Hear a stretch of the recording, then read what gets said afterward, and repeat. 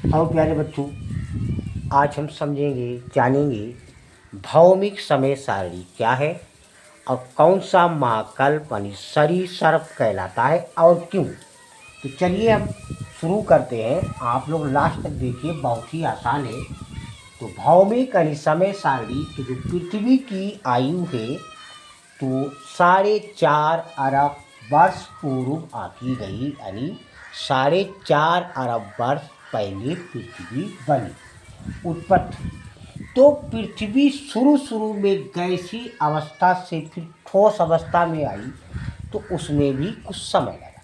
तो गैसीय अवस्था से ठोस अवस्था यानी ठोस रूप में आने में 0.9 अरब वर्ष लगे। इस समय को अजीबी महाकल्प भी कहते हैं।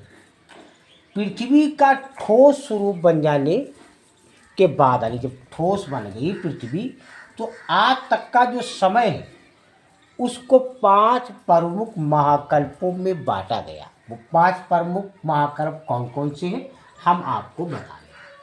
पहला है आर्कियोजोइक महाकल्प, दूसरा है प्रोटोजोइक महाकल्प, और तीसरा है पैलियोजोइक महाकल्प, और चौथा है मीसोजोइक महाकल्प, और पांचवा है सीनोजोइक महाकल्प। ये महाकल्प बांटेंगे कि इन महाकल्पों में क्या क्या थे।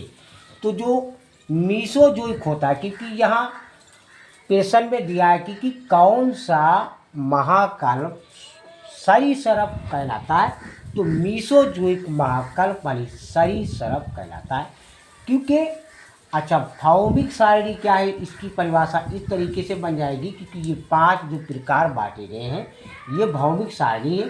तो परिभाषा इस तरह होगी कि पृथ्वी के विगत इतिहास को, यानी गुजरा हुआ इतिहास, उसको महाकल्पों में क्रमवार बांटने के भौमिक यानी समय सारणी कहते हैं।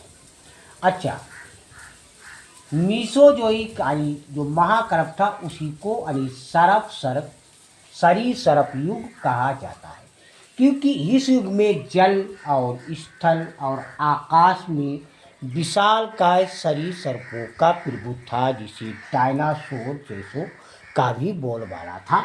तो ये है बच्चों भौमिक समय सारणी और कौन सा महाकल्प सरीसर्प कल्प कहलाता है। बच्चों लाइक, सब्सक्राइब, कमेंट, शेयर अवश्य कीजिए।